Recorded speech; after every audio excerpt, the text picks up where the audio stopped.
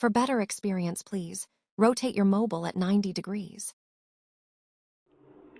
ఈరోజు టాపిక్ మొక్కలు. మొక్కలకు సంబంధించి మనకు 8th క్లాస్ వరకు ఏమేమి లెసన్స్ ఉన్నాయో ఒకసారి చూద్దాము.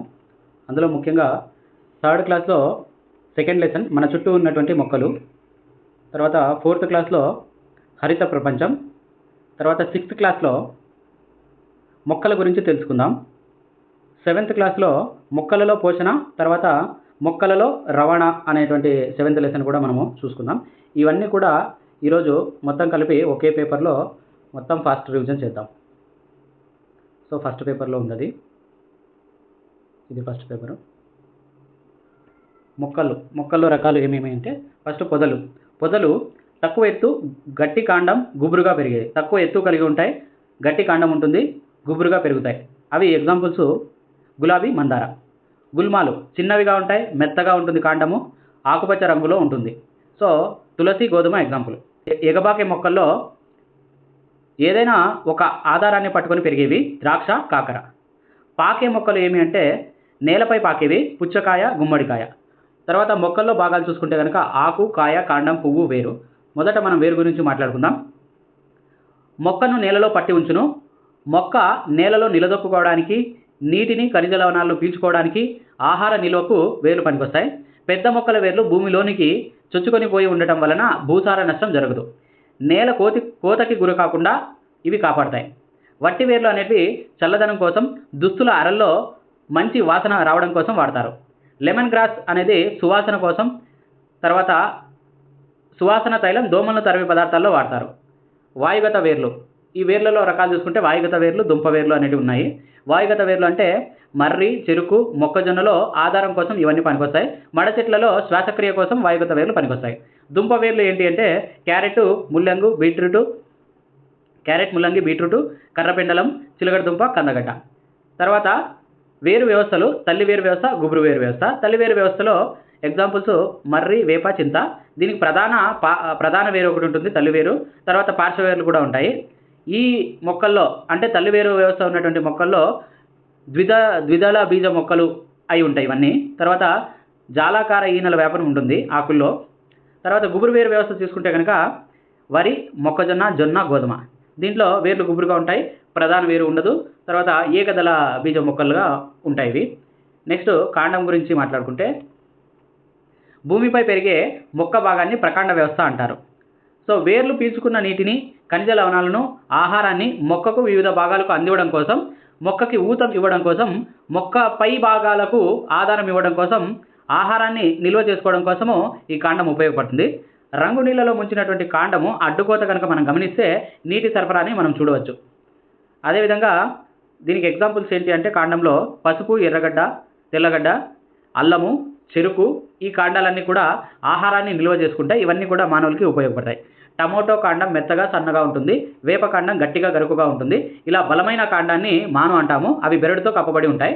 ఉదాహరణకు రావి, మామిడి. ఆకు భాగం. ఇప్పుడు ఆకు గురించి మాట్లాడుకుంటే కనుక ఆకులు మొక్కకు ఆహారాన్ని అందించే కర్మాగారాలు. గాలి, నీరు, సూర్యరశ్మి సహాయంతో ఆకులు ఆహారాన్ని తయారు చేస్తాయి. అయితే మనకు అనేక రకాల ఆకులు అనేక ఆకారాలలో ఉంటాయి. అరటి ఆకు పెద్దగా ఉంటుంది, భోంచేయడానికి మనము విస్తర్లాగా వాడతాము. తర్వాత చింత ఆకు చిన్నగా ఉంటుంది, పప్పు చేసుకోవడానికి వాడుకుంటాము. మందార వెడల్పు అంచులు రంపంలాగా ఉంటుంది. బొప్పాయి హస్తం ఆకారంలో ఉంటుంది. కొబ్బరి ఈనెలు కలిగి ఉండి పొడవుగా ఉంటుంది. పుదీనా ఆకు, కొత్తిమీర ఆకు, తులసి, కరివేపాకు మంచి సువాసన వస్తాయి. Croton, money plant. ఈ ఆకులకి రంగులు ఉంటాయి, రంగులు కలిగిన ఆకులు ఇవి. తర్వాత రాలిపడిన ఆకులతో మనం కాంపోస్ట్ ఎరువు తయారు చేయవచ్చు. గోదావరి జిల్లా కోనసీమ ప్రాంతంలో సాంప్రదాయ వంటకమైనటువంటి పొట్టిక్కలు. ఇవి ఎట్లా అంటే ఆవిరిలో ఉడికించినటువంటి పనస పత్రాలతో ఇడ్లీలు ఉంటాయన్నమాట. సో అవి మనం టిఫిన్కి వాడుకుంటాము. తర్వాత తినడానికి పనికొచ్చే ఆకులు ఆకుకూరలు, కొత్తిమీర, కరివేపాకు. తర్వాత తాగడానికి టీ ఆకు. తర్వాత మందులకి వేపాకు, తులసి ఆకు. పాత్రలు, విస్తరలు చేయడానికైతే అరటి, మర్రి, సాల్ చెట్టు, మోదుగా. ఆకులోని భాగాలు తీసుకుంటే కనుక పత్రపీఠం, పత్రవృంతం, దళం, ఈనెలు, పత్రరంధ్రం ఇవన్నీ ఉంటాయి. పత్రపీఠం అంటే కాండానికి ఆకుకి కనెక్షను. ఫస్ట్ కాండానికి ఈ ఆకు కనెక్షన్ అయ్యే భాగమే పత్రపీఠం అంటాము. తర్వాత పత్ర వృంతం అంటే ఒక పైప్ లాంటి నిర్మాణం. ఇది పత్రపీఠం నుంచి ఆకుకి ఒక పైప్ లాంటి కనెక్షన్ ఉంటుంది, దాన్ని పత్ర వృంతం అంటాము. దళం, ఈ ఆకు మొత్తం భాగాన్ని ఆకు దళం అంటాము. తర్వాత ఈనెలు అంటే ఈ ఆకు భాగంలో ఉన్నటువంటి అనేక గీతలు కనిపిస్తాయి కదా, అవన్నీ ఈనెలు అంటాము. ఆకుకు ఆధారాన్ని ఇస్తాయి ఇవి. ఇందులో జాలాకార ఈనెల వ్యాపనం, సమాంతర ఈనెల వ్యాపనం ఉంటుంది. తర్వాత పత్రరంధ్రం, ఇది బాష్పోత్సేకానికి, వాయు వినిమయానికి పనికొస్తుంది. పత్రరంధ్రానికి రెండు వైపులా చిక్కుడు గింజ ఆకారంలో రక్షక కణాలు ఉంటాయి. అధికమైన నీరు పత్రరంధ్రాల ద్వారా బయటకు పోవడాన్ని బాష్పోత్సేకం అంటారు. అయితే ఇప్పుడు పత్రంలోని విధులు ఏంటి అంటే శ్వాసక్రియ కోసం పనికొస్తుంది, బాష్పోత్సేకానికి పనికొస్తుంది, కిరణజన్య సంయోగ క్రియ కోసం పనికొస్తుంది. తర్వాత పుష్పం, నెక్స్ట్ పుష్పం భాగాలు వచ్చేసి ఆకర్షణ పత్రాలు, రక్షక పత్రాలు, పుష్పాసనం, పరాగకోశం, కేసరాలు, కేసరదండం, పరాగరేణువులు, అండకోశం, కీలాగ్రం, కీలం, అండం, అండాశయం, అండాలు. తర్వాత పుష్పంలో అన్నింటికంటే లోతైన భాగం అండకోశం.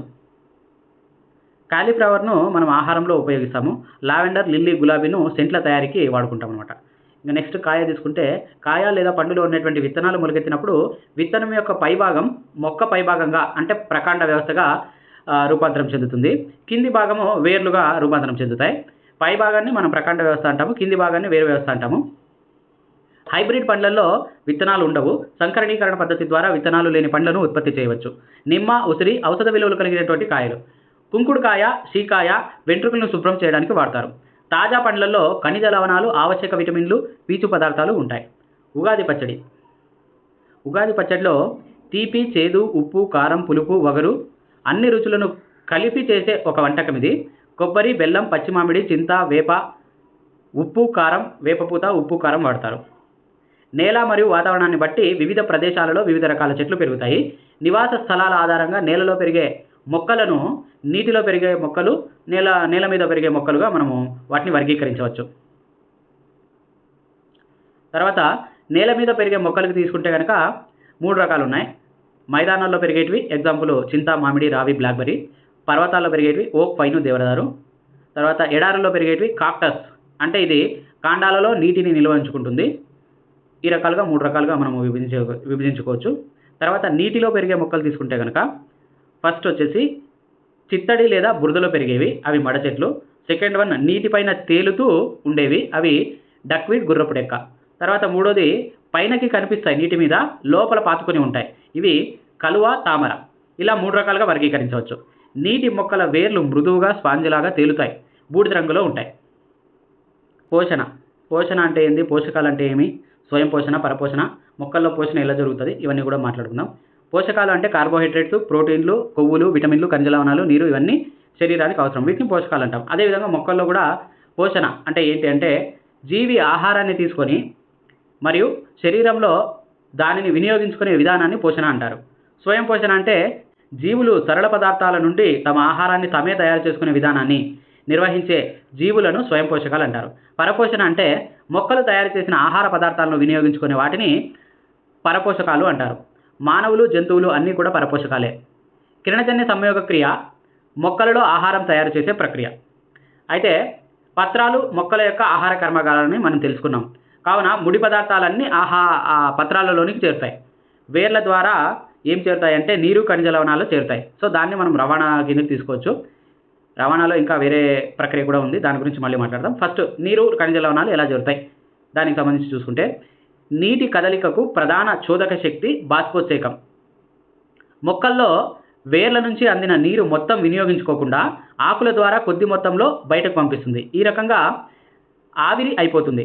ఇలా ఆవిరవడం వల్ల ఉత్పత్తి చేసే చూషణ ఒత్తిడి పొడవైన చెట్లలో నీటిని చాలా ఎత్తుకు లాగగలుగుతుంది. బాష్పోత్సేకం వల్ల మొక్కకి చల్లదనం చేకూరుతుంది. మృత్తికతో కలిసి ఉన్న వేర్లకి బాష్పోత్సేకం చేసే ఆకులకి మధ్య ఉన్నటువంటి దూరం చాలా ఎక్కువ కాబట్టి నీటి రవాణాకు కేవలం వ్యాపన ప్రక్రియ మాత్రమే చాలదు. సో అంటే పైన ఉన్నటువంటి అంచుల్లో ఉన్నటువంటి ఆకులకి, కింద లోతట్టు ప్రాంతంలో ఉన్నటువంటి వేర్లకి చాలా దూరం ఉంటుంది. దీనికి కేవలం బాష్పోత్సేకం మాత్రమే ఉంటే సరిపోదు. ఇంకా ఏముండాలి అంటే మొక్క మొదట వేరు ద్వారా అయాన్లను గ్రహించి గాఢతాభేదం సృష్టించి మృత్తికలో నీటిని స్వీకరించి రవాణా చేస్తుంది పైకి. కానీ అది మొత్తం మొక్కకి సరిపోదు. అందుకే బాష్పీభవనం తోడ్పాటు కూడా అవసరమవుతుంది. బాష్పీభవనం, వ్యాపనం సరళమైన భౌతిక బలాలతో జరిగేది. రాత్రి వేళల్లో బాష్పోత్సేకం జరగదు కాబట్టి నీటి రవాణాలో వేరుపీడనం చాలా ముఖ్యమైనది. అంటే మనకి కింద వేరుపీడనం ఎంత ఇంపార్టెంటో పైన బాష్పోత్సేకం కూడా అంతే ఇంపార్టెంట్. ఈ రెండు కూడా సరళ భౌతిక బలాలన్నమాట. కింద వైపు నుంచి వేర్ల నుంచి నీరు లాక్కుంటూ ఉంటుంది, పైన నుంచి చూషణ శక్తి ద్వారా బాష్పోత్సేకం ద్వారా ఏర్పడినటువంటి చూషణ శక్తి ద్వారా లాగబడతాయి నీళ్లు పైకి. ఆ రకంగా రెండు సమన్వయంతో నీరు భూమిలో నుంచి ఆకు వరకు చేరుకుంటాయి అన్నమాట. నెక్స్ట్ పత్రరంధ్రాలు. ఇంకొక చిన్న పాయింట్ ఇక్కడ, రాత్రి వేళల్లో బాష్పోత్సేకం జరగదు కాబట్టి నీటి రవాణాలో వేరుపీడనం చాలా ముఖ్యమైనది. అంటే ఎందుకు అన్నారంటే ఈ పాయింట్, ఒకవేళ బాష్పోత్సేకం ద్వారానే నీరు గ్రహిస్తుంది అని మనం అనుకున్నట్టయితే కనుక రాత్రి వేళల్లో బాష్పోత్సేకం జరగదు కాబట్టి ఇంకా రాత్రి వేళ చెట్టు నీటిని పీల్చుకోలేదా అనేటువంటి డౌట్ వస్తుంది. కాబట్టి ఓన్లీ బాష్పోత్సేకం మాత్రమే కాదు, వేర్లు కూడా నీటిని పీల్చుకోవడానికి ప్రధాన పాత్ర పోషిస్తాయి. ఈ రెండు కూడా నీటి రవాణాలో ముఖ్య పాత్ర వహిస్తాయి అని దాని మీనింగు. నెక్స్ట్ రెండోది పత్రరంధ్రాలు. కిరణజన్య సంయోగ క్రియలో మనకి రెండోది వచ్చేసి పత్రరంధ్రాలు. గాలిలోని కార్బన్ డైఆక్సైడ్ను గ్రహిస్తాయి. దీన్ని మనం శ్వాసక్రియ అంటాం. మొక్కల్లో శ్వాసక్రియ ఏ రకంగా జరుగుతుందంటే గాలిలో కార్బన్ డైఆక్సైడ్ అవి పత్రరంధ్రాల ద్వారా గ్రహిస్తాయి. మొక్కల్లో శ్వాసక్రియ పత్రరంధ్రాల ద్వారా జరుగుతుంది. పెద్ద పెద్ద కణాంతర అవకాశాలు అన్ని కణాలతో సంబంధం కలిగి ఉండేలా చేస్తాయి. అంటే ఎక్కువ గ్యాప్లు ఉండటం వల్ల డైరెక్ట్గా వ్యాపనం ద్వారా ఆక్సిజన్ కార్బన్ డైఆక్సైడ్ వినిమయం జరుగుతుంది. సో డైరెక్ట్గా ఆక్సిజన్ కార్బన్ డైఆక్సైడ్ డైరెక్ట్గా లోపలికి రావడము బయటికి పోవడము ఇట్లా డైరెక్ట్గా జరుగుతుంది. ఈ వ్యాపన దిశ అనేది పరిసరాల ప్రభావం మరియు మొక్క అవసరాలపై ఆధారపడి ఉంటుంది. రాత్రి సమయాలలో కిరణజన్య సంయోగ క్రియ జరగదు కాబట్టి మొక్క శ్వాసక్రియలో విడుదలైనటువంటి కార్బన్ డైఆక్సైడ్ను తొలగించాల్సి ఉంటుంది. రాత్రి సమయాలలో కిరణజన్య సంయోగ క్రియ జరగదు కాబట్టి అక్కడ రాత్రిపూట వికసించే పువ్వులు, ఆకులు ఇవన్నీ ఉంటాయి కదా, చిగురించే ఆకులు, వీటన్నిటిలో కూడా శ్వాసక్రియ జరుగుతుంది. కణాలు వినియోగించుకోబడతాయి కాబట్టి అక్కడ శ్వాసక్రియ జరుగుతుంది. ఆ శ్వాసక్రియలో కార్బన్ డైఆక్సైడ్ విడుదలవుతుంది, దాన్ని తొలగించాల్సి ఉంటుంది. కాబట్టి పగటి సమయంలో అయితే శ్వాసక్రియలో ఉత్పత్తి అయినటువంటి కార్బన్ డైఆక్సైడ్ కిరణజన్య సంయోగ క్రియలో ఉపయోగపడుతుంది. కానీ రాత్రి వేళల్లో కిరణజన్య సంయోగ క్రియ జరగదు కాబట్టి కార్బన్ డైఆక్సైడ్ అనేది వాతావరణంలోకి విడుదల చేయాల్సినటువంటి అవసరం ఉందన్నమాట. నెక్స్ట్ పత్రహరితం. మూడో పాయింట్ వచ్చేసి పత్రహరితం. కిరణజన్య సంయోగ క్రియలో పాత్ర వహించేది పత్రహరితము. ఇది మూడో పాయింట్. సౌరశక్తిని గ్రహిస్తాయి. ఈ పత్రహరితం ఏం చేస్తుందంటే సౌరశక్తిని గ్రహిస్తుంది. భూమిపైన గల సమస్త జీవరాశులకు అంతిమ శక్తి వనరు సూర్యుడు. ఎడారి మొక్కలకు బాష్పోత్సేకాన్ని నివారించడానికి ఆకులు ఉండవు. కాండం ద్వారా కిరణజన్య సంయోగ క్రియ జరుగుతాయి. ఆకులు పొలుసులు ముళ్ళ రూపంలో మారి ఉంటాయన్నమాట. ఆకులు పొలుసులు కానీ ముళ్ళ రూపంలో కానీ రూపాంతరం చెంది ఉంటాయి. తర్వాత మనకు గ్రీన్గా కనిపించే, అంటే గ్రీన్ కలర్లో కనిపించే కాండం అది ఆకులాగా మనకి కనిపిస్తుంది, కానీ అది నిజానికి కాండం. తర్వాత చెరువులో పచ్చగా జిగటగా ఉండేటువంటి ఆకుపచ్చని ప్రాంతాలు, వాటిని శైవలాలు అంటాం మనము, పత్రహరితాన్ని కలిగి ఉంటాయంట. అవి పత్రహరితం ఎక్కడైతే ఉంటుందో అవి స్వయం పోషకాలుగా ఉండేటువంటి ఛాన్స్ ఉందన్నమాట. సో అవి కిరణజన్య సంయోగ క్రియను జరుపుకొని వాటి ఆహారాన్ని అవే తయారు చేసుకుంటాయి. ఇక్కడ మనము కిరణజన్య సంయోగ క్రియ యొక్క ఫార్ములా చూసుకుంటే కనుక కార్బన్ డైఆక్సైడ్ ప్లస్ నీరు ఈ రెండు కలిపి సూర్యకాంతి సమక్షంలో పత్రహరితం ద్వారా కార్బన్ డైఆక్సైడ్ ప్లస్ ఆక్సిజన్ ఇవి రిలీజ్ అవుతాయి అన్నమాట. తర్వాత మొక్కలకు సూర్యరశ్మి ఎంతో ముఖ్యం కాబట్టి వాటి యొక్క పత్ర నమూనా వివిధ ఆకారాలుగా ఎక్కువ మొత్తంలో సూర్యరశ్మిని గ్రహించడానికి అనువుగా ఏర్పడతాయి. తర్వాత పత్రరంధ్రాలలో పిండి పదార్థం ఉనికి కిరణజన్య సంయోగ క్రియ జరిగింది అనే చెప్పడాన్ని నిర్ధారిస్తుంది అనమాట. సో చీకటిలో ఉంచిన మొక్క ఆకు అయోడిన్ పరీక్షలో పిండి పదార్థం అనేది ఉండదు. ఆకుపచ్చగా లేని ప్రాంతాలలో కూడా పత్రహరితం ఉంటుంది. అధిక మొత్తంలో ఉండేటువంటి ఎరుపు, గోధుమ ఇతర వర్ణాలు ఆకుపచ్చ రంగుని కప్పివేస్తాయి. ఇలాంటి ఆకులలో కిరణజన్య సంయోగ క్రియ జరుగుతుంది. కిరణజన్య సంయోగ క్రియ ద్వారా కార్బోహైడ్రేట్స్ తయారవుతాయి, అంటే గ్లూకోజ్ తయారవుతాయి. ఇందులో కార్బోహైడ్రేట్స్లో అంటే మామూలుగా గ్లూకోజ్లో కార్బను, హైడ్రోజను, ఆక్సిజన్ ఉంటాయి. ఇవి ఆహారంలోని ఇతర అంశాలైనటువంటి మాంసకృతులు, కొవ్వుల తయారీలో ఉపయోగపడతాయి. కానీ ప్రోటీన్స్ తయారీకి నత్రజని అవసరం. కాబట్టి ఇది భూమిలో కరిగిన రూపంలో ఉంటేనే మొక్క స్వీకరిస్తుంది. మొక్కలు వాయు రూపంలోని నత్రజనిని తీసుకోలేవు. ఇలా మొక్కలు వినియోగించుకోగలిగే రూపంలోకి మార్చి నేలలోకి విడుదల చేయగలిగే బ్యాక్టీరియాలు కూడా ఉన్నాయి. వాటికి ఉదాహరణ రైజోబియం. కంది, బఠానీ, పెసలు, చిక్కుడు మొదలైనటువంటి లెగుమినసి మొక్కల వేర్ల దగ్గర ఈ రైబోజియం బ్యాక్టీరియా పెరుగుతుంది. నెక్స్ట్ పిండి పదార్థాలు. అంటే పిండి పదార్థాలను మనం ఇంగ్లీష్లో కార్బోహైడ్రేట్స్ అంటాము. కార్బోహైడ్రేట్లు మన శరీరానికి శక్తిని అందించే ముఖ్యమైన పోషకాలు. ఇవి కార్బన్, హైడ్రోజన్ మరియు ఆక్సిజన్ మూలకాలతో తయారవుతాయి. కార్బోహైడ్రేట్లు చక్కెరలు, పిండి పదార్థాలు మరియు ఫైబర్ల రూపంలో లభిస్తాయి, అంటే ఆ రూపాల్లో ఉంటాయన్నమాట. ఇవి కార్బోహైడ్రేట్లలో రకాలు ఏమేమి ఉన్నాయంటే మోనోసాకరైడ్, డైసాకరైడ్, పాలీసాకరైడ్. మోనోసాకరైడ్లలో గ్లూకోజ్, ఫ్రక్టోజ్, గ్యాలాక్టోజ్ అనే 3 రకాలటువంటి కార్బోహైడ్రేట్లు ఉంటాయి. తర్వాత డైసాకరైడ్లో సుక్రోజ్, లాక్టోజ్, మాల్టోజ్ అనేటువంటి ఇవి ఉంటాయి. పాలీసాకరైడ్లో స్టార్చ్, సెల్యులోజ్, గ్లైకోజన్ ఈ 3 ఉంటాయన్నమాట. సో ఇవన్నీ కూడా మనకి తర్వాత లెసన్స్‌లో వస్తాయి. కాబట్టి వీటన్నిటిని కూడా ఒకసారి క్లారిటీగా ఇద్దామని చెప్పి ఇక్కడ ఇచ్చాను. తర్వాత ఆహారం శక్తికి ఆధారం. జీవి యొక్క ప్రతి కణం గ్లూకోజ్ విచ్ఛిన్నం చేయడం ద్వారా శక్తిని పొందుతుంది. కణాలు ఈ శక్తిని జీవక్రియలకు వినియోగిస్తాయి. కాబట్టి జీవిలోని ప్రతి కణానికి ఆహారం తప్పనిసరిగా అందుబాటులో ఉండాలి. సో మనం తీసుకున్నటువంటి ఆహారం అనేది జీర్ణమయ్యి కణం వరకు చేరుతుంది. ఈ ఆహారము ఆక్సిజన్ సహాయంతో విచ్ఛిన్నం చేయబడి శక్తిగా రూపాంతరం చెందుతుందన్నమాట. అది ఏటీపీ రూపంలో నిల్వ చేయబడుతుంది. ఇంకా అదంతా మనం జీర్ణక్రియ లెసన్లో మాట్లాడుకుంటాం. తర్వాత నెక్స్ట్ వచ్చేసి మొక్కలలో ఇతర పోషణ విధానాలు ఏమేమి ఉన్నాయని ఆలోచిస్తే స్వయం పోషణ అయిపోయింది. ఇప్పుడు పరపోషణ గురించి తీసుకుంటే పరపోషణ విధానంలో కస్కుట బంగారు తీగ, దీంట్లో పత్రహరితం ఉండదు. అతిదేయి మొక్కపై పెరిగి పరాన్నజీవిగా ఉండి దానికి పోషకాలు అందకుండా చేస్తుంది. ఆ రకంగా ఒక మొక్క, ఈ మొక్క అంటే బంగారు తీగ అనే మొక్క వేరే మొక్కపై ఆధారపడి దాని మీద పడి బతుకుతుంది. సో అక్కడ అతిదేయి మొక్క అనేది నష్టపోతుంది, పూర్తిగా నష్టపోతుంది. ఇది పూర్తిగా లాభపడుతుంది. కాబట్టి దీన్ని పరిపోషణ విధానం అని అంటాము. తర్వాత బంగారు తీగ ఈ మొక్కని మనం పరాన్నజీవిగా మాట్లాడుకుంటాం అనమాట. తర్వాత కిరణజన్య కీటకాహార మొక్కల గురించి తీసుకుంటే కనుక నెపెంతిస్ ఆకు శీర్షాలలో కవాటం గల కూజా నిర్మాణం ఉంటుంది. దీనిలోకి కీటకాలు చేరితే ఆ కవాటం మూసుకుపోయి లోపల జీర్ణక్రియ ఎంజైమ్స్ విడుదలవుతాయి. ఆ కూజా లోపల ఆ వెంట్రుకల మధ్య ఉన్నటువంటి కీటకం అనేది జీర్ణ రసాలు రిలీజ్ అయిన తర్వాత అందులో జీర్ణం కాబడుతుంది అనమాట. కీటకాలు జీర్ణమవుతాయి. కీటకాహార మొక్కలను పాక్షిక పరపోషకాలుగా భావించవచ్చు. నెక్స్ట్ శిలీంధ్రాలలో పోషణ. శిలీంధ్రాలలో పోషణ అంటే మనం 3వ పాయింట్ ఇది. పుతికాహార పోషణ తీసుకుంటే తినే పుట్టగొడుగులు ఉంటాయి కదా, ఇవి బ్రెడ్ మోల్డ్ శిలీంధ్రాలు అంటాం మనము. తినే పుట్టగొడుగులు, బ్రెడ్ మోల్డ్ని ఇవి శిలీంధ్రాలకు ఎగ్జాంపుల్స్. ఏకకణ జీవులు ఇవి పుతికాహార పోషణ ద్వారా జీవనం సాగిస్తాయి. అంటే చనిపోయిన కుళ్ళిన పదార్థాల నుంచి పోషకాలను తీసుకునే విధానాన్ని మనం పుతికాహార పోషణ అంటాము. శిలీంధ్రాలు పచ్చళ్ళపైన, తోలు వస్తువులు, బట్టలు, పుస్తకాలు, తేమ లేదా వర్షాకాలంలో ఇలాంటి వస్తువులపైన ఏర్పడి వస్తువుల్ని పాడు చేస్తాయి. పంటలకు కూడా నష్టం కలిగిస్తాయి. శిలీంధ్రాల సిద్ధ బీజాలు సాధారణంగా గాలిలో ఉంటాయి. సో ఇవి ఏ గాలిలో ఎక్కడ తీసుకున్నా కానీ గాలిలో ఉంటాయి. వాటికి అనుకూల వాతావరణం ఉన్నప్పుడు అవి వాటి సంతతిని పెంచుకునే కార్యక్రమం చేపడతాయి. నెక్స్ట్ సహజీవనం, 4వ పాయింట్ ఇది. సహజీవనం ఎక్కడ జరుగుతుంది అంటే శిలీంధ్రాలు మొక్కల్లో. ఒక ఎగ్జాంపుల్, శిలీంధ్రాలు మొక్కలకు ఖనిజ లవణాలను, నత్రజనిని అందిస్తాయి. మొక్కలు శిలీంధ్రాలకు ఆహారాన్ని అందిస్తాయి. ఇది రైజోబియంలో జరుగుతుంది. రైజోబియం అనే బ్యాక్టీరియా వచ్చేసి మొక్కలకి నత్రజనిని, ఖనిజ లవణాలని అందిస్తే మొక్క ఆహారాన్ని తయారు చేసి రైజోబియం బ్యాక్టీరియాకి ఆహారాన్ని అందజేస్తుంది. ఈ రకంగా మొక్క, శిలీంధ్రం రెండు ఒకదాని మీద ఒకటి ఆధారపడతాయి. రెండు కూడా బతుకుతాయి. రెండు కూడా ఒకదాని ద్వారా ఇంకోటి లాభాన్ని తీసుకుంటాయి అన్నమాట. ఈ రకంగా రెండు చనిపోవు, రెండు లాభం పొందుతాయి. దీన్ని మనం సహజీవనం అంటాం అనమాట. కానీ పైన చెప్పినటువంటి పరపోషణ బంగారు తీగలు అయితే ఒక మొక్క మీద ఇంకొక మొక్క పూర్తిగా ఆధారపడడం వల్ల ఒక మొక్క నష్టపోతుంది, ఇంకొక మొక్క లాభపడుతుంది. దీన్ని పరపోషణ విధానంలో పరాన్నజీవి అంటాం అనమాట. ఆధారపడిన జీవిని పరాన్నజీవి అంటాము. ఏదైతే ఆధారాన్ని ఇస్తుందో దాన్ని అతిదేయి అంటాం అనమాట. నెక్స్ట్ సహజీవనంలో ఇంకొక ఎగ్జాంపుల్ లైకెన్ అంటే పత్రహరితం కలిగినటువంటి శైవలం, శిలీంధ్రం ఈ రెండింటి కాంబినేషన్ని మనం లైకెన్ అంటాము. శిలీంధ్రం ఆహారాన్ని తయారు చేయడానికి కావాల్సినటువంటి నీటిని, ఖనిజ లవణాలను, ఆవాసాన్ని శైవలానికి అందిస్తుంది. నీటిని, ఖనిజ లవణాలను, ఆవాసాన్ని శిలీంధ్రానికి అందిస్తుంది, శైవలానికి అందిస్తుంది. శైవలం వాటన్నిటిని యూజ్ చేసుకుని ఆహారాన్ని తయారు చేస్తుంది. ఎందుకంటే శైవలంలో మనం ఇంతకు ముందే చెప్పుకున్నాం, శైవలంలో హరితరేణువులు ఉంటాయి.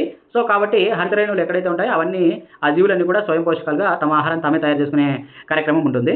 ఆ రకంగా శిలీంధ్రం అనేది దానికి అవన్నీ సప్లై చేస్తే శైవలం ఆహారాన్ని తయారు చేసి శిలీంధ్రానికి ఆహారాన్ని ఇస్తుందన్నమాట. తర్వాత నెక్స్ట్ ఇప్పుడు మొక్కలలో రవాణా గురించి తీసుకుంటే ఇంతకుముందే మనము చెప్పుకున్నాం ఖనిజ లవణాలు, నీరు ఎట్లా పోతుంది అని చెప్పేసి. దానికి సంబంధించి ఇంకా డీటెయిల్గా మాట్లాడుకుందాం.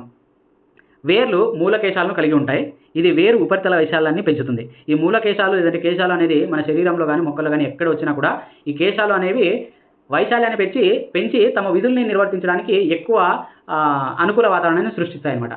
ఈ కేశాలు అనేవి రక్తకేశ నాళికలు కానీ లేదా ఊపిరితిత్తుల్లో వాయుగోన్లో ఉన్నటువంటి అక్కడ కూడా కేశాలు ఉంటాయి. తర్వాత జీర్ణక్రియలో కూడా కేశాలు ఉంటాయి. ఈ రకంగా ఎన్నో చోట్ల రక్తకేశ నాళికలు, ఆ రకంగా కేశాలు అనేవాడు ఎక్కడైతే వస్తుందో ఆ కేశాలన్నీ కూడా చేసే పని ఏంటంటే వైశాల్యాన్ని పెంచి అక్కడ ఏదైతే విధి ఉందో, ఏదైతే పని ఉందో ఆ పనిని ఇంకా అనుకూలంగా ఇంకా ఎక్కువ ఫాస్ట్గా చేయడానికి పనికొస్తాయి అనమాట. ఆ రకంగా మనకి వేలల్లో మూలకేశాలను వేర్లు కలిగి ఉండి వైశాల్యాన్ని పెంచి ఎక్కువ నీటిని, ఖనిజ లవణాన్ని గ్రహించడానికి ఈ మూలకేశాలు పనికొస్తాయి అనమాట. నెక్స్ట్ దారువు చూసుకుంటే కనుక మొక్కలు నీరు, పోషకాలను రవాణా చేయడానికి నాళాల వంటి పంపులు కలిగిన ప్రత్యేక కణాలతో తయారయ్యాయి. ఇలాంటి ప్రసరణ కణజాలాన్ని దారువు అంటారు. ఇది కాండం మరియు కొమ్మల ద్వారా వేరులను ఆకులను అనుసంధానించే నిరంతర నాళాల వలను ఏర్పరిచి తద్వారా మొత్తం మొక్కకు నీటిని సరఫరా చేస్తుంది. తర్వాత పోషక కణజాలం ఏంటి అంటే నెక్స్ట్ రెండోది రవాణాలో పోషక కణజాలం అనేది ఉంది. ఆకు దగ్గర కిరణజన్య సంయోగక్రియలో ఏర్పడినటువంటి కరిగే పదార్థాలను కరిగే పదార్థాలు అంటే మనం అర్థం చేసుకోవచ్చు అవి ఎక్కడికైనా కరిగి ఎక్కడికైనా వెళ్ళగలవు అని మనం అర్థం చేసుకోవచ్చు. సో ఆ రకంగా మొక్క అన్ని భాగాలకు ఆహారాన్ని రవాణా చేస్తుంది. ఈ కరిగే పదార్థాలను ఇదే ఆహారము దీన్ని అన్ని భాగాలకి రవాణా చేస్తుంది. ఈ రవాణాను స్థానాంతరీకరణ అంటాం. ఇది పోషక కణజాలం అని పిలువబడే ప్రసరణ కణజాలం ద్వారా జరుగుతుంది. ఏటీపీ శక్తి వల్ల సుక్రోజ్ వంటి పదార్థాలు పోషక కణజాలంలోనికి చొచ్చుకుపోయి పీడనాన్ని పెంచి దాని లోపల ఉన్నటువంటి పదార్థాలను కదిలేటట్టు చేస్తుంది. పోషక కణజాలంలో శక్తి వినియోగం వల్ల స్థానాంతరీకరణ జరుగుతుంది. ఇది మొక్క యొక్క అవసరాలకు అనుగుణంగా వసంతకాలంలో కాండం వేరు కణజాలాల్లో నిల్వ ఉండే చక్కెర పెరుగుదలకు శక్తికి అవసరమైనటువంటి మొగ్గలకు రవాణా చేయబడుతుంది. అంటే దీని మీనింగ్ ఏంటి అంటే ఎక్కడైతే ఆహారం ఆకుల్లో తయారవుతుంది ఆ తయారైనటువంటి ఆహారము ఈ చిగుర్లు కావాలన్నా లేదంటే పువ్వులు వికసించాలన్నా వీటన్నిటికీ ఆహారం చేరవేయాలి. అలా చేరవేసే కణజాలమే పోషక కణజాలం అని మనం అంటాము. ఈ పోషక కణజాలంలో ఆహారం ఎట్లా చేరవేయబడుతుందంటే సుక్రోజ్ అనేటువంటి ఈ ఆహారం అనేది సుక్రోజ్ రూపంలో ఈ పోషక కణజాలంలోకి చొచ్చుకుపోతుంది. అలా చొచ్చుకుపోవడం వల్ల దాని లోపల పీడనం పెరిగి చివరి వరకు అది సాగి అక్కడ ఏదైనా చిగురు కానీ లేదంటే ఏదైనా పువ్వు వికసించడం కానీ అలాంటి జరిగే ఆ ప్రక్రియకి అది తోడ్పడుతుంది అనమాట. సో ఆ రకంగా ఈ ప్రెజర్ అనేది యూజ్ చేయబడుతూ ఉంటుంది. ఇక్కడ ఆహారం తయారు చేయబడుతూ ఉంటుంది. ఇది నిరంతర ప్రక్రియగా కొనసాగుతూ ఉంటుంది అనమాట. ఒకవేళ అక్కడ చిగుర్లు కానీ పువ్వులు కానీ వికసించడం లేదు అంటే కనుక కాయలు కానీ ఇట్లాంటివి ఏమీ లేవు అంటే కనుక అప్పుడు అది నిల్వ చేసుకునే ప్రాసెస్ మొదలవుతుంది. అది కాండాల్లో నిల్వ చేయవచ్చు, వేర్లలో నిల్వ చేయవచ్చు, వివిధ ప్రాంతాల్లో నిల్వ చేయవచ్చు అనమాట ఆ ఆహారాన్ని. సో వాటిని మనము అనేక రకాలుగా కూడా ఉపయోగిస్తాం. తర్వాత మొక్కలలో విసర్జన. కిరణజన్య సంయోగ క్రియలో వ్యర్థ పదార్థం ఆక్సిజన్. తర్వాత బాష్పోత్సేకంలో వ్యర్థ పదార్థం అధిక నీరు. తర్వాత మొక్కల్లో చాలా కణజాలాలు మృత కణాలను కలిగి ఉండటం వల్ల పత్రాల వంటి భాగాలను రాల్చడం చేస్తాయి. చాలా వృక్ష వ్యర్థాలు రిక్తికలలో నిల్వ చేయబడతాయి. ఇవి రాలిపోయే ఆకులలో వ్యర్థాలలో నిల్వ చేయబడతాయి. రాలిపోయే ఆకులు కూడా వ్యర్థాలు నిల్వ చేయబడతాయి. తర్వాత ముదిరిన దారువులో రెజిన్లు జిగుర్ల రూపంలో వ్యర్థాలు విడుదలవుతాయి. మొక్కలు తమ చుట్టూ ఉన్న మృత్తికలోనికి కూడా వ్యర్థాలను విడుదల చేస్తాయి. తర్వాత నెక్స్ట్ టాపిక్ వచ్చేసి మొక్కలలో ప్రత్యుత్పత్తి. ప్రత్యుత్పత్తి అంటే జనకతరం జీవుల నుంచి కొత్త పిల్ల జీవులు ఉత్పత్తి కావడం. ఇందులో ప్రత్యుత్పత్తి రెండు రకాలు: లైంగిక ప్రత్యుత్పత్తి, అలైంగిక ప్రత్యుత్పత్తి. మొక్కలు విత్తనాలు లేకుండా కొత్త మొక్కలను ఇవ్వడాన్ని అలైంగిక ప్రత్యుత్పత్తి అంటాము. లైంగిక ప్రత్యుత్పత్తి అంటే విత్తనాల ద్వారా కొత్త మొక్కలు ఏర్పడేదాన్ని లైంగిక ప్రత్యుత్పత్తి అంటాం. అయితే అలైంగిక ప్రత్యుత్పత్తిలో రకాలు చూసుకుంటే కనుక ఫస్ట్ శాఖీయ ప్రత్యుత్పత్తి. శాఖీయ భాగాలైనటువంటి వేర్లు, కాండాలు, పత్రాలు, మొగ్గలు ద్వారా ప్రత్యుత్పత్తి జరపడాన్ని శాఖీయ ప్రత్యుత్పత్తి అంటాము. ఇందులో మనకి ఒక 6 రకాలు ఉన్నాయి. ఫస్ట్ ఛేదనం, తర్వాత శాఖీయ కోరకాలు, కన్నులు కలిగిన కాండము, ఆకులు, వేర్లు తల్లి మొక్క నుంచి విడిపోవడం, ఇలా 6 రకాలైనటువంటి ప్రత్యుత్పత్తి రకాలు, శాఖీయ ప్రత్యుత్పత్తి రకాలు ఉన్నాయి. ఫస్ట్ ఛేదనం. కణుపులతో కూడినటువంటి గులాబీ, సంపెంగ, మనీ ప్లాంట్ మొక్కలను కత్తిరించి నాటడం వల్ల అది కొత్త మొక్కగా ఎదగడం, దీన్ని ఛేదనం అంటాం. సో ఛేదన ప్రక్రియలో ఛేదనం అంటే కత్తిరించిన కొమ్మ భాగం అని అర్థం. కణుపు అంటే శాఖపై కానీ కాండంపై కానీ పత్రం ఏర్పడే భాగాన్ని కణుపు అంటాం అనమాట. తర్వాత నెక్స్ట్ రెండో రకం వచ్చేసి శాఖీయ కోరకాలు. శాఖీయ ప్రత్యుత్పత్తిలో రెండో పాయింట్ శాఖీయ కోరకాలు. కోరకం చిన్న కాండ భాగాన్ని దాన్ని చుట్టుకొని కప్పబడి ఉండే అపరిపక్వ పత్రాలను కలిగి ఉంటుంది. కోరకం అంటే చిన్న కాండ భాగాన్ని తర్వాత దాన్ని చుట్టుకొని కప్పబడి ఉండే అపరిపక్వ పత్రాలను కలిగి ఉంటుంది. అది కొత్త మొక్కలను ఉత్పత్తి చేసే శక్తి ఉంటుంది. ఉదాహరణ అరటి. మూడో పాయింట్ వచ్చేసి కన్నులు కలిగిన కాండం. బంగాళదుంప, అల్లం మొగ్గలను కలిగి ఉండి ప్రత్యుత్పత్తి శక్తి కలిగి ఉంటుంది అనమాట. సో ఆ రకంగా కన్నులు కలిగినటువంటి కాండం మనం మాట్లాడుకోవచ్చు. తర్వాత ఆకులు తీసుకుంటే రణపాల, బ్రయోఫిల్లం ఇది రసాయనము. పత్రం అంచుల్లో మొగ్గలను కలిగి ఉండి ఇవి రాలి కొత్త మొక్కలుగా ఏర్పడతాయి. తర్వాత వేర్లు ఐదో పాయింట్. చిలకడ దుంప, డాలియా, బీట్రూట్, ముల్లంగి, క్యారెట్ ఇవన్నీ కూడా వేర్ల ద్వారా ప్రత్యుత్పత్తి జరుపుకునేటువంటి మొక్కలు. నెక్స్ట్ తల్లి మొక్క నుంచి విడిపోవడం. ఇవేంటి అంటే కాక్టస్ వంటి మొక్కల భాగాలు తల్లి మొక్క నుంచి విడిపోయి అవి కింద పడి తర్వాత కొత్త మొక్కలుగా ఎదుగుతాయి. శాఖీయ ప్రత్యుత్పత్తి ద్వారా లాభాలు ఏంటంటే తక్కువ సమయంలో ఎక్కువ పెరుగుదల ఉంటుంది, వేగంగా ఫలాలు, పుష్పాలను పొందవచ్చు, అచ్చం మాతృ మొక్కను కలిగి ఉంటాయి. ఇంకా శాఖీయ వ్యాప్తి ద్వారా విత్తనాలు ఉత్పత్తి చేసే సామర్థ్యం కోల్పోయినటువంటి అరటి, నారింజ, గులాబీ, మల్లె వంటి మొక్కలను పెంచవచ్చు. ఇంకా అలైంగిక ప్రత్యుత్పత్తిలో సెకండ్ టైప్ ఏంటంటే కోరకీభవనం. కోరకీభవనం అంటే ఈస్ట్ వంటి ఏకకణ జీవులు కోరకాలను కలిగి ఉంటాయి. ఈ కోరకాలు గొలుసుల రూపంలో కూడా ఒకదాని నుంచి ఇంకొకటి ఏర్పడవచ్చు. ఇవి తక్కువ సమయంలో ఎక్కువ సంఖ్యలో తమ సంతతిని పెంచుకోగలవు. నెక్స్ట్ మూడవ అలైంగిక ప్రత్యుత్పత్తి రకం ఏంటి అంటే ముక్కలవటం. చెరువులోని శైవలాలు ఈ విధానాన్ని కొనసాగించి చెరువు మొత్తాన్ని అంటే ఎక్కువ ప్రదేశాన్ని ఆక్రమిస్తాయి. ఉదాహరణకి స్పైరోగైరా, శైవలాలు స్పైరోగైరా. తర్వాత స్పైరోగైరా అంటే శైవలాలు అనమాట. తర్వాత నాలుగోది అలైంగిక ప్రత్యుత్పత్తిలో నాలుగో రకం ఏంటి అంటే సిద్ధ బీజాల ద్వారా ప్రత్యుత్పత్తి.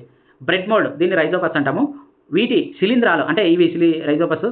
ఈ శిలీంధ్రాలు సిద్ధ బీజాలను ఉత్పత్తి చేసి గాలిలో తేలుతూ అన్ని పరిస్థితులు తట్టుకోవడానికి కవచాన్ని కలిగి ఉండి తమ సంతతిని పెంచుకునే కార్యక్రమం చేపడతాయి. ఒక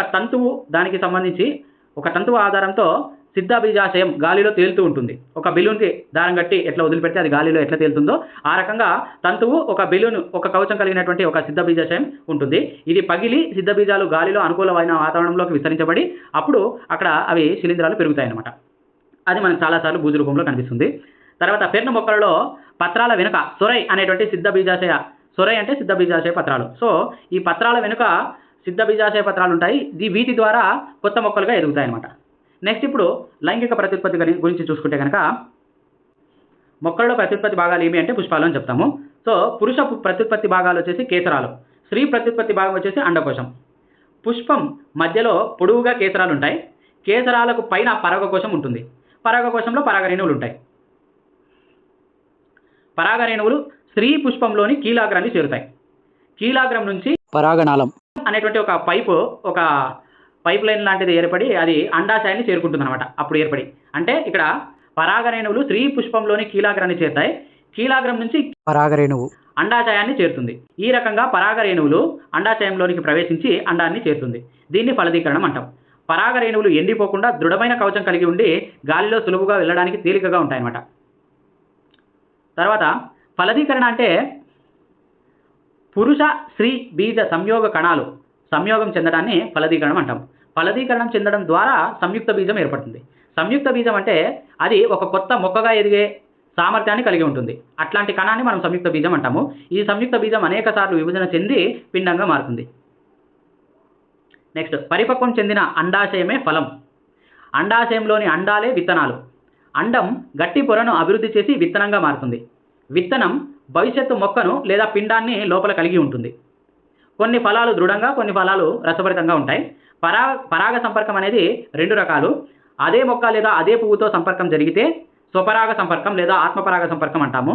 పరపరాగ సంపర్కం అంటే ఒక పువ్వులోని పరాగరేణువులు వేరొక మొక్కలోని కీలాగ్రాన్ని చేరడాన్ని పరపరాగ సంపర్కం అంటాం. నెక్స్ట్ ఇంకా చిన్న చిన్న టాపిక్స్ ఏమున్నాయంటే కణజాల వర్ధనం అంటే ఏంటంటే కణజాలాన్ని ఒక మొక్క నుంచి తొలగించి ఆ తొలగించిన భాగాన్ని తీసుకొని వచ్చి ఆ పెరుగుతున్న కణజాలాన్ని వేరు చేసిన కణజాలం నుంచి కొత్త మొక్కల్ని ఉత్పత్తి చేయడాన్ని కణజాల వర్ధనం అంటాం. సో ఫస్ట్ ఒక శాంపుల్ని తీసుకుంటాం, మొక్క నుంచి ఒక శాంపుల్ని తొలగిస్తాము. దాన్ని తర్వాత కాలస్గా పెరిగి అది ఇంకా పెరుగుదల పెరిగి తర్వాత చిన్న మొక్కగా మారి తర్వాత మొత్తానికి ఒక మంచి మొక్కగా ఎదుగుతుందన్నమాట. ఈ రకంగా వ్యాధి లేని మొక్కల ఉత్పత్తి కొరకు అలంకరణ మొక్కల పెంపకంలో కూడా ఈ పద్ధతిని ఉపయోగిస్తారు. ఏకలింగ పుష్పాలకి ఎగ్జాంపుల్ ఏంటి అంటే బొప్పాయ, పుచ్చకాయ. తర్వాత ద్విలింగ పుష్పాలు మందార, ఆవాలు. నెక్స్ట్ ఇప్పుడు విత్తనాల వ్యాప్తి గురించి చూసుకుంటే పోటీని తట్టుకోవడానికి, కొత్త ఆవాసాలను ఆక్రమించుకోవడానికి, మనుగడలో ఉండడానికి విత్తనాల వ్యాప్తి జరుగుతుంది. అయితే ఏ రకాలుగా వ్యాప్తి జరుగుతుంది అనేది చూసుకుంటే కనుక దానికి ఏమేమి సహాయపడతాయి అనేది మనం చూసుకుంటే రెక్కలు కలిగిన విత్తనాలు మునగ, మేపుల్ గాలి ద్వారా వ్యాప్తి. తేలికైన విత్తనాలు గడ్డి జాతి మొక్కలు గాలి ద్వారా వ్యాప్తి. కేశాలు కలిగినటువంటి ఫలాలు ప్రొద్దుతిరుగుడు, తర్వాత ఇది కూడా గాలి ద్వారా వ్యాప్తి. కేశాలు కలిగినటువంటి విత్తనాలు జిల్లేడు గాలి ద్వారా వ్యాప్తి. ఈ 4 కూడా గాలి ద్వారా వ్యాప్తి. తర్వాత స్పాంజ్ వంటి మెత్తటి పీచు పదార్థం కలిగినటువంటి విత్తనాలు వచ్చేసి కొబ్బరి, నీటి ద్వారా వ్యాప్తి. కొక్కెములు లేదా ముళ్ళు కలిగినటువంటి మొక్కలు విత్తనాలు ఏంటంటే జాతీయం, యురేనా. ఇది జంతువులకి అంటుకొని జంతువుల ద్వారా వ్యాప్తి చెందుతుంది. కుదుపులు లేదా పేలుడు ద్వారా కనకాంబరం, ఆముదం, నేలగోరింట ఇవన్నీ కూడా ఆ రకంగా వ్యాప్తి చెందుతాయి అన్నమాట. ఇది మొక్కలకు సంబంధించినటువంటి మొత్తం 5 టాపిక్లు, 5 లెసన్లు. తర్వాత నెక్స్ట్ రేపు ఇంకొక టాపిక్ గురించి మళ్ళీ మాట్లాడతాం.